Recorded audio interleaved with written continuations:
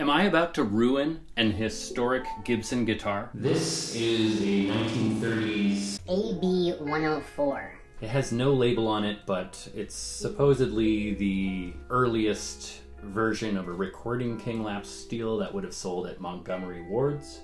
And today, I'm going to do a Spanish conversion on this guitar. What's a Spanish conversion? What's a Spanish conversion? It's the process through which you take a square-necked guitar that was made for slide playing, Hawaiian guitar, and you convert it for Spanish play. The process is usually performed on acoustic guitars that are otherwise extremely expensive, like vintage Martins or Gibsons that you can't afford, but you can afford the Hawaiian model and you can convert it. I do know people that collect square neck guitars, and for them this is blasphemous, and I understand that. I tend to choose models that are common and examples that are in bad shape. In the case of today's example, the 1930s AB-104, it's all original, it's in excellent shape, it's quite early and rare. I don't want to ruin it. I don't want to destroy early history. And so I'm not going to take this project on. I'm sending this back to the customer. I'm gonna this. I'm just JKing, friends. We are going to go through with this lap steel conversion, but we are going to do it in a completely reversible way so that this can be converted back to original without ever knowing it has been altered. Most of the time, a Spanish conversion involves carving the square neck of the guitar, often adding frets, perhaps even adding a fretboard radius. Obviously, there are other aspects, maybe even a new bridge, control plate, etc. But now that you know Spanish conversion doesn't involve a Bible and smallpox, we can get on with the project. Let's start at the beginning.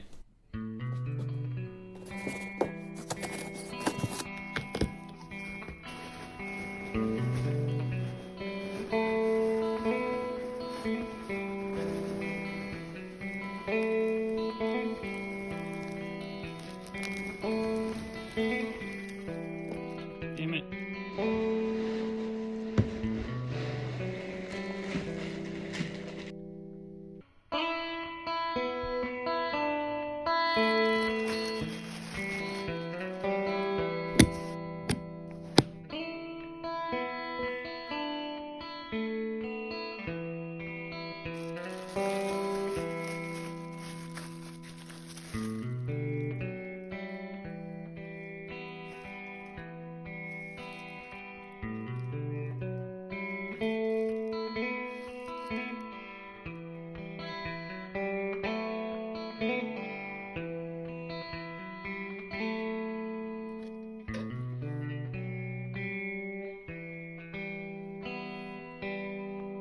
Well, it turns out the cashier at the dispensary is not a meteorologist.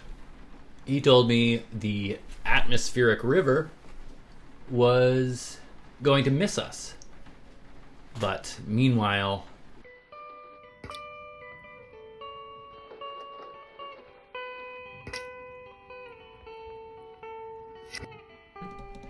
I finally have some time to work on this AB, it's an, what is it? AB-104? I forget the model number. A104? Beautiful Grover tuners. The good thing about these Gibsons, these old Gibsons, is they do have a round neck. It is huge. Most picky players would never touch it, but it's not insurmountable. If you have big hands, it's pretty cozy. I've always wanted to do a Gibson and or a metal-bodied Rickenbacker because they also have round necks and they have metal frets, and I tried to win one on eBay, a really trashed one with none of the electronics, but even it went for too much money. I think the first and most exciting thing we can do with this is take off the back and get a good look. Hey, there's the computer screen. Hello to myself inside the computer, inside the guitar.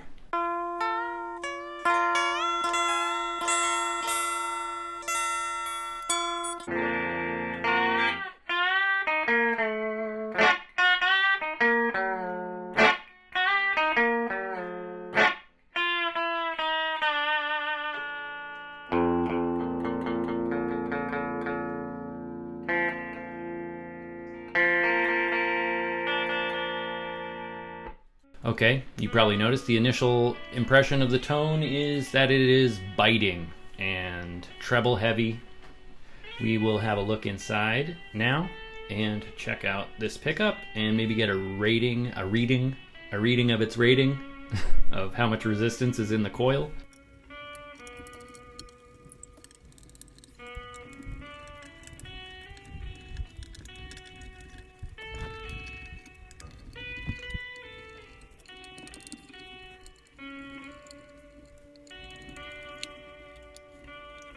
Okay, here comes the moment of truth.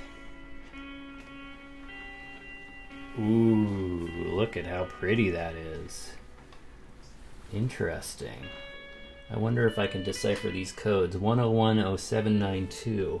And they're old Central Lab pots. Oh, there's some more patent numbers over here. This one's rusted out. And here you can see the massive, I believe, cobalt magnets. These are like half an inch thick. This pickup probably weighs the better part of 2 to 3 pounds. It's got this cool old vintage jack. I think I just saw Ted Woodford work on a similar. And here you can see the interesting neck joint. It's not the cleanest work, it's just shimmed in there. It's kind of shoehorned in, and then you cover it all up. It looks like all the wood is maple, but it's heavily stained. One of the largest challenges with the Spanish conversion is getting all of the electronics and control plates and everything low enough that you can lower the strings enough to get good action on the fretboard if you're not going to be changing the geometry at all. And so my concern here is that I have enough clearance to lower this pickup, but we shall see. These screws have another 1/4 inch plus of travel, so I think it'll work out. Otherwise, we can probably just get longer screws as long as there's enough clearance. And looking at the back, I'd say there is not enough clearance. Those screws are already touching the back plate. Hopefully this all works out. Let's check and see what kind of resistance we're working with. 2.5k ohms. That's interesting. I tried to ascertain the year based on the factory order number and the Central Lab stamp, but the stamp doesn't appear to be a date code on it because the last 3 numbers are 792. There are not 92 weeks, but most of the other examples I've seen of the Recording King AB104 are listed as being from 1937, 38, or 39. They really seem to value grounding. I don't know if these plates are original, but that double grounds the pot, which is already grounded here significantly. Same over here. And then we've got ground wire looped, soldered, another ground wire to this plate, 3 grounds to the bridge / tailpiece, 2 grounds to the magnets / pole piece, etc., etc., etc. Okay, I bottomed out the pickup, and it's a bit of a skew now because, you know, the magnets are askew, so I'll probably add a spacer at the top bracket too to make it sit flat. Okay, clearance might not be as simple as I expected. The other aspect of this that's going to be complicated is removing these inlays from the fretboard and converting them to frets.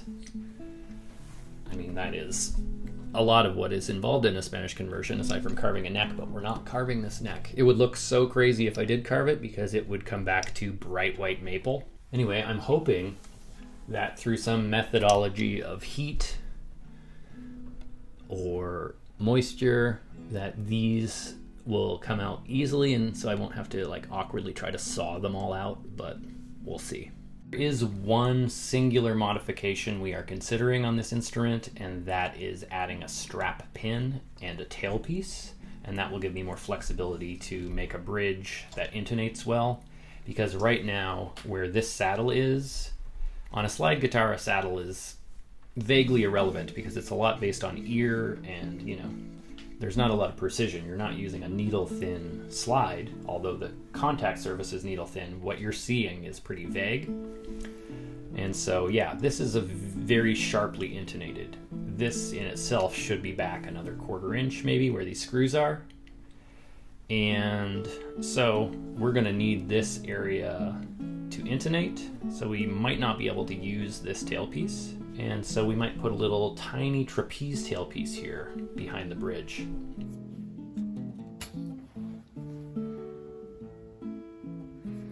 There's a taste of the actual maple in there. Of course, there's a chance I can fit a saddle in here if there's clearance. If this saddle comes out, which I think it should.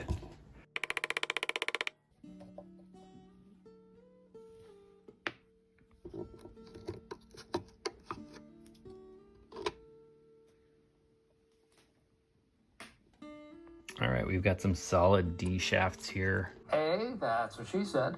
And they're very, very stiff. That's what she said. Like I can hardly turn that by hand without the knob in place. That's what she said. So let's clean those up. They do work. There doesn't appear to be much, if any, access to spray in some contact cleaner, but I'll try to get in near those tabs and then I'll come in through the shaft. Real ones will know I'm not sponsored by Lloyd's, and it might not even still be a company. Boys, down for whatever. But I'm gonna use it because these contact cleaner things last forever. I bought this probably 5, 7, 10 years ago, not sure. Still feels more than half full. Boy, you can't tell me what to do.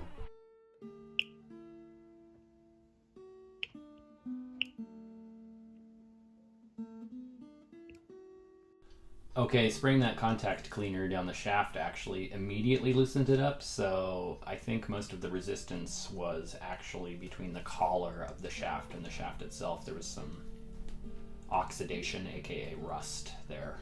Now that oxidation and rust will slowly seep down into the pot and improve tone. Lloyd's. Available only at the source. A really low saddle on top of that might work.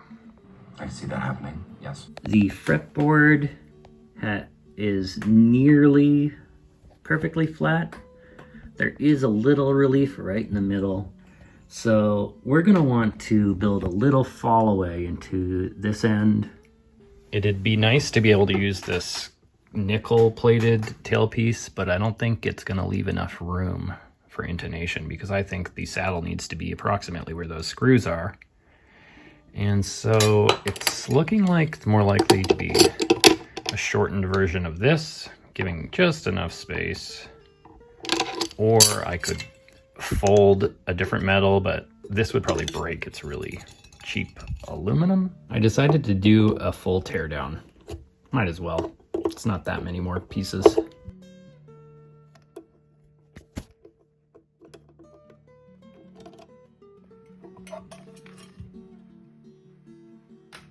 I forgot about the jack. Well, that's a load off. Looks like they must have drilled for tuners after they've finished the bodies. Removing headstock ferrules can be very easy if you find the right size of Phillips head screwdriver and get it behind it. See, just fits right in there behind it. Boop.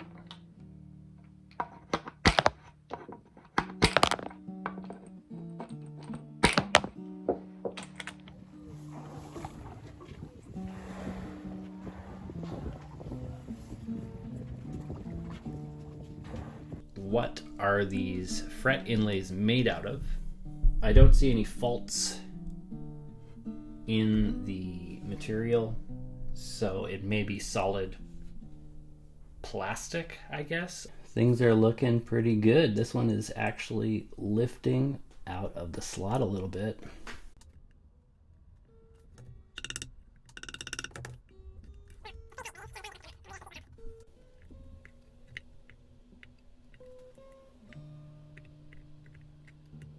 I think my delusion, I should say, of getting these out and preserving them to potentially be reused is a fool's errand.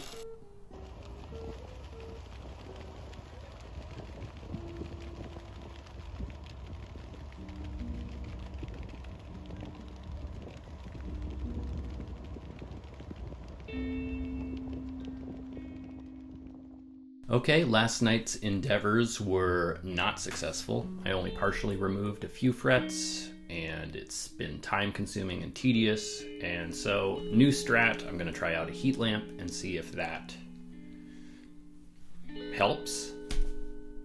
The heat wasn't really doing anything, but I did discover that, ooh, of course, I forgot the second I talk about it. But you can kind of pry up the inlays with the scalpel. Here, there we go. That's a better example.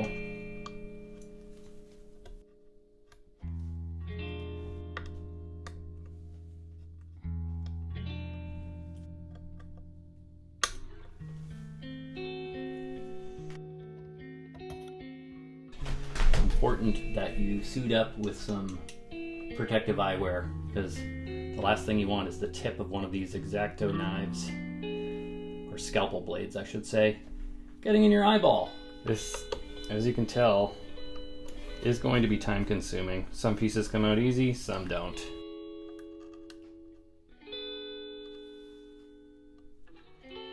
Ooh, look, we do have our very first instance of chip out there. I will secure this with some super glue.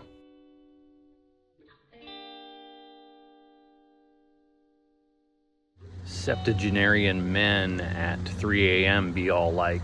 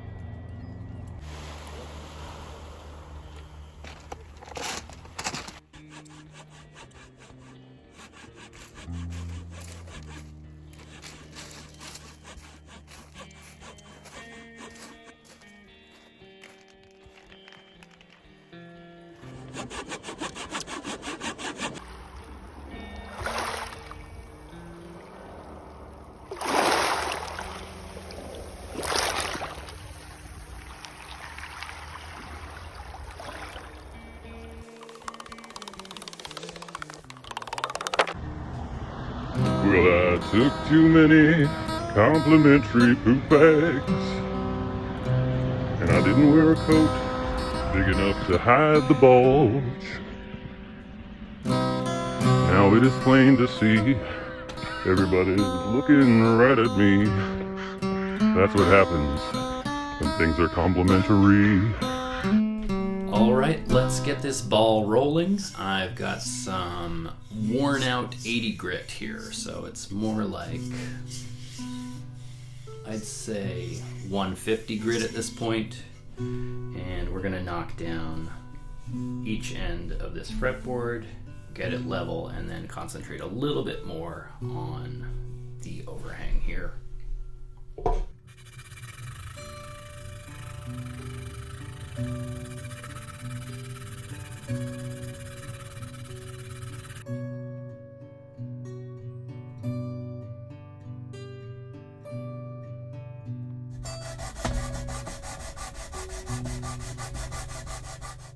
Now I am going to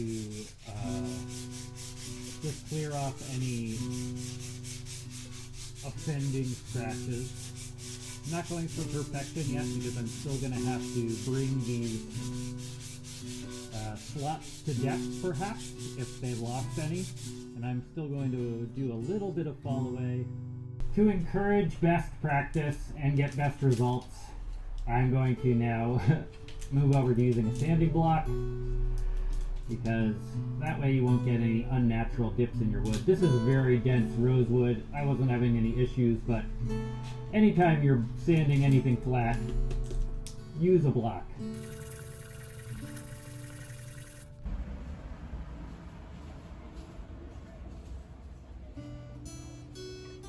Now as we progress to something a little more aggressive, like adding fall away to the fretboard and then the fretwork and sawing the slots, we're going to build a protective cover for the top so you can relax.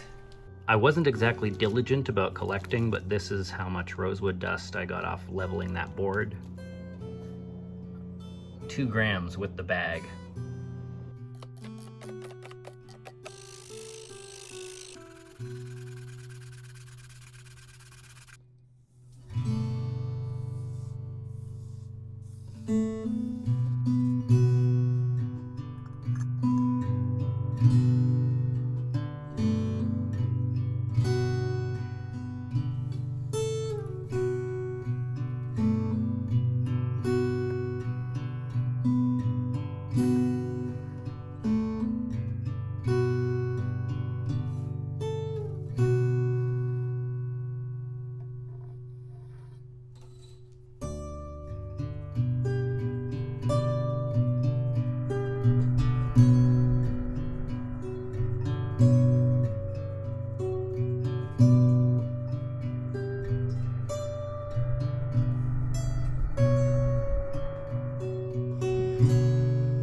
At this point, I'm resawing all the slots.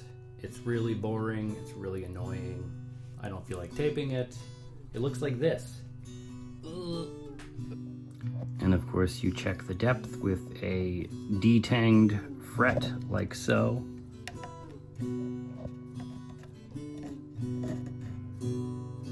The fret slots are all to depth, and I'm up to 220 grit on the fretboard. I'll go up a few more grits, and then I'll get those frets in.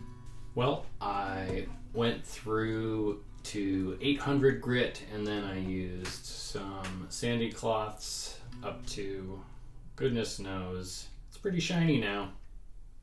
And I decided to start donking in some frets. I'm going to donk them in, and then I'm going to clamp them down, and then I'm going to impregnate the slots with some glue.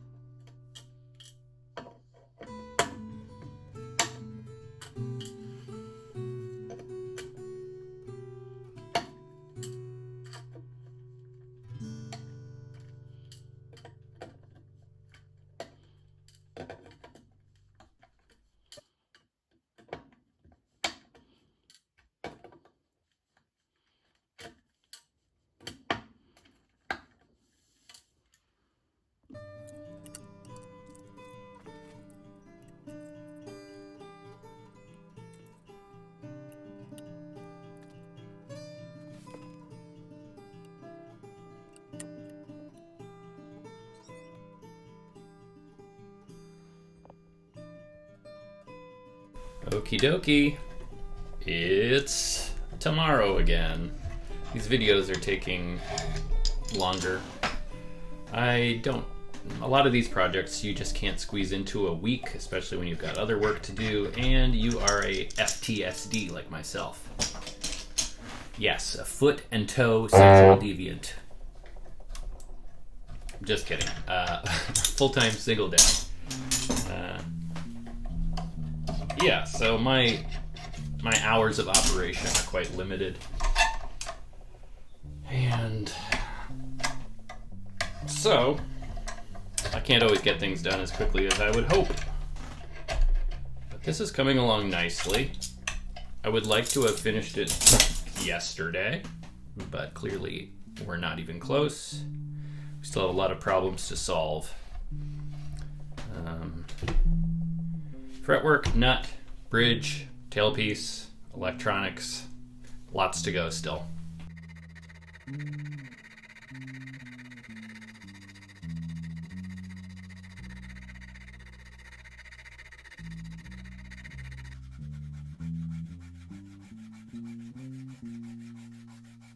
This file is getting dangerously close to the soundboard and to this cardboard. And so I put a piece of maple here that's about 1.5 millimeters thick. And it turns out that not only does it help with the spacing, it makes my particular Koa file slide more smoothly than it would over the top of the fret.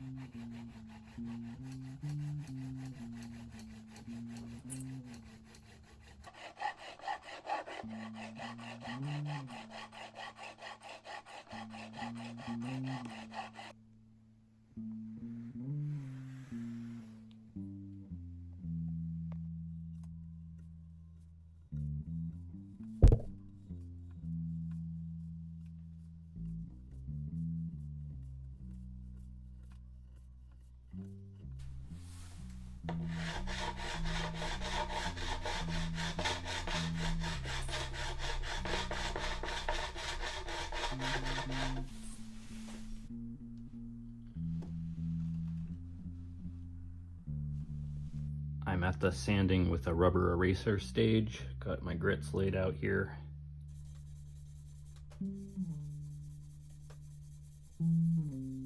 That first grit was 400 and I just went up for the edges, and now I'm up to 600 here, and I will start kissing the top too to start clearing up any scratches there, and do so gently through all of the grits and then get out some sanding cloths.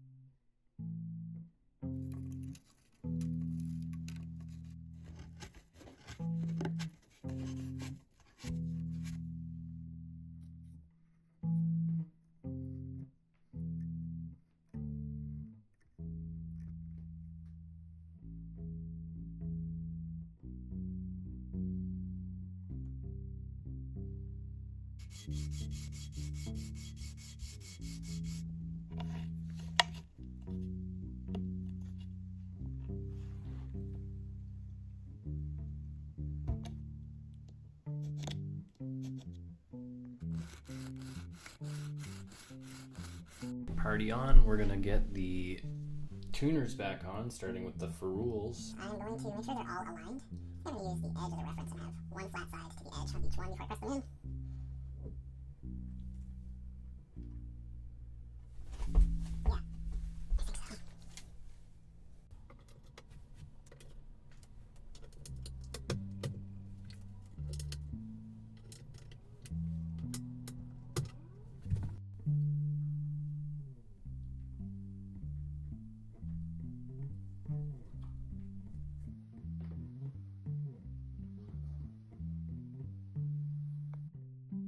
Lloyd's.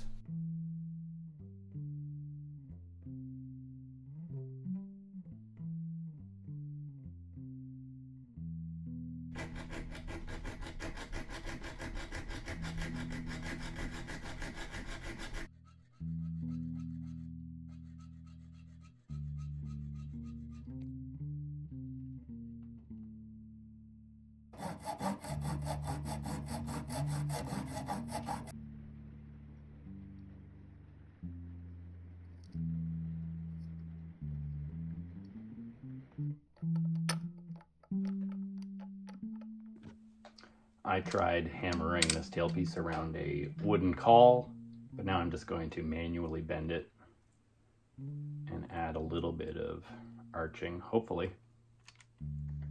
Bending this is kind of like when you're a kid and you're trying to get a perfect beak in your baseball cap, but you're not good at it, and it's emasculating for some reason.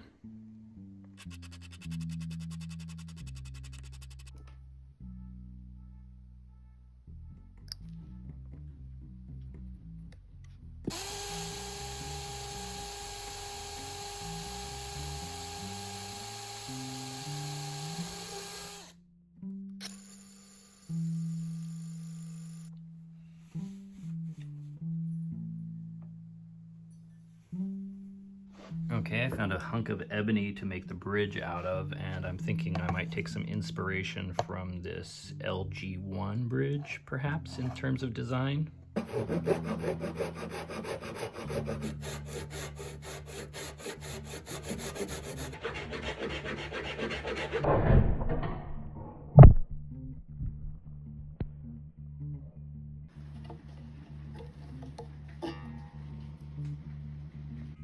Oh look, I put strings on it. The nut is somewhat slotted. The bridge is still a rectangle. Let's have a listen.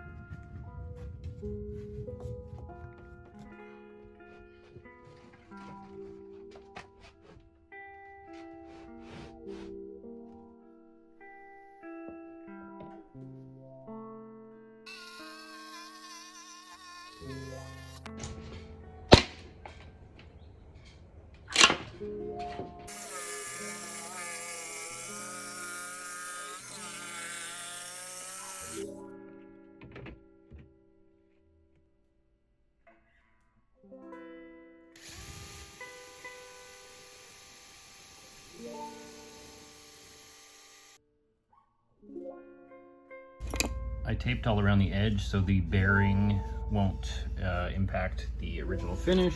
Now I'm going to put some maple spacers here to keep the wood separated.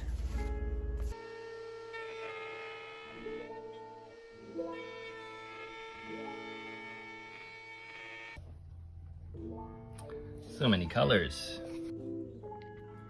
All right. There is some clearance for the hardware. And now I just need to sand this, do a round over, and put some finish on.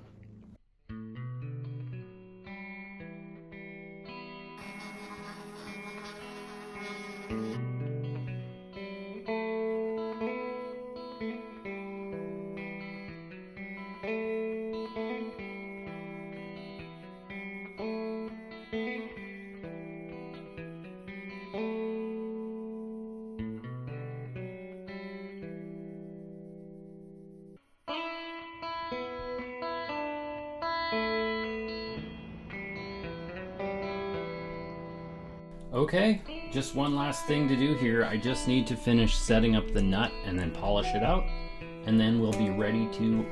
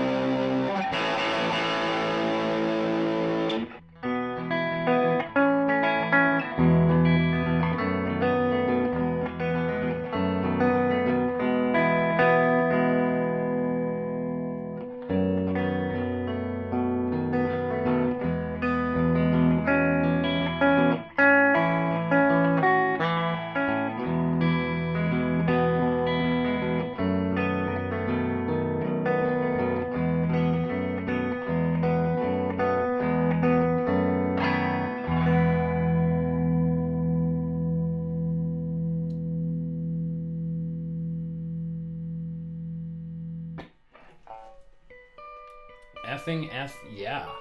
Here it is. What do you think? I think that everything I've done except for one screw hole, which I managed to get into wood only, so it'll be really easy to plug and hide. Everything else is fully reversible. These frets can come right back out. And yeah, the thing I love about doing these Spanish conversions is precisely that you get to try out guitars that could have existed. Guitars that might have existed if the Spanish style electric had been popular earlier. And wow, it's really fun, it's really gratifying. And if you're not ruining historic instruments, which I don't think I've done, I see no harm. Thank you so much for watching. I hope you enjoyed the video, and I'll hope to see you again really soon. Please subscribe, that would be great. Thank you. Lloyd's. Available only at the source. Available only at the source. By Radio Shack. By Radio Shack. For Circuit City. For Circuit City. All the cool kids, L and S. 100% cool kids are Ellen and Essen. Every time you don't L or S, I'm gonna cut the face off of you.